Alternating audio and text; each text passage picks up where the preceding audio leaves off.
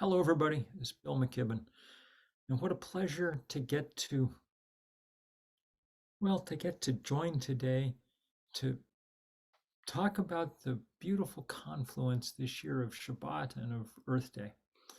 Um, to get to say a kind of Shabbat Shalom for the planet.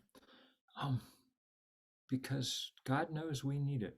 Right now, the planet that we inhabit is in a rough place. I just finished doing some writing about the latest news from the Antarctic, and it's tough. So much meltwater is pouring off that continent into the Southern Ocean that it's slowing, maybe even threatening to stop the great currents that bring nutrients across the planet.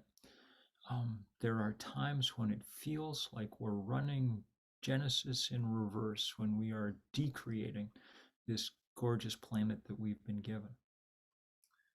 But there are also moments when we can sense the extraordinary hope in this moment.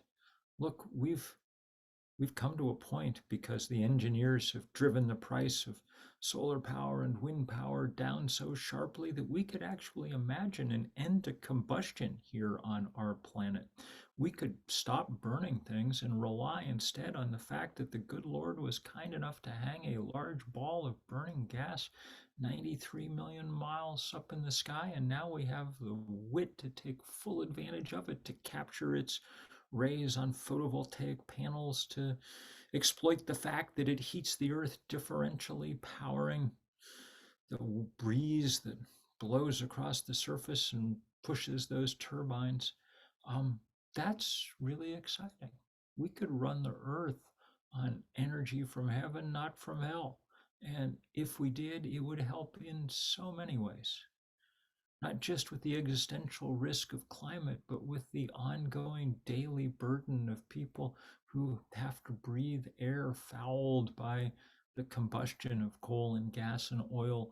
The latest data indicates that 1 death in 5 on our planet comes from breathing those byproducts, people's lungs filling with the particulates that are an inevitable byproduct of that combustion. If you've been to Delhi or Shanghai, you know what that looks like. But, Los Angeles was the place where we learned the word smog. And there's still a lot of people in our country whose lungs fill, and we know where they live. We know who gets to live next to the refineries and next to the highways.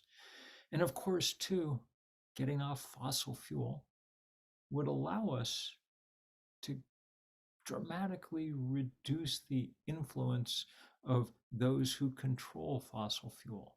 As long as we depend on something that comes from just a few places, the people who control those few places are going to have too much power, whether it's the Koch brothers, who are our biggest oil and gas barons and who used their winnings to degrade and deform our democracy, or whether it's Vladimir Putin, who took his carbon cash and used it to invade Ukraine. Um, we could be done with all of that. But it takes moving decisively and powerfully, which is why this big movement has arisen around the world, a movement to stand up to the fossil fuel industry, a movement to stand up to the banks and asset managers that fund the fossil fuel industry, a movement led by young people, but increasingly joined by old people like me, as we make clear that across generations, across continents, across faiths, we understand that the thing unites us is we live on one earth and we better take care of it. And what better moment to make that commitment loud and strong than on this Earth Day and this Shabbat? Um, thank you so much for being in the lead and in the fight, and for taking it on in the spirit of joy and hope and determination that it must be taken on. God bless.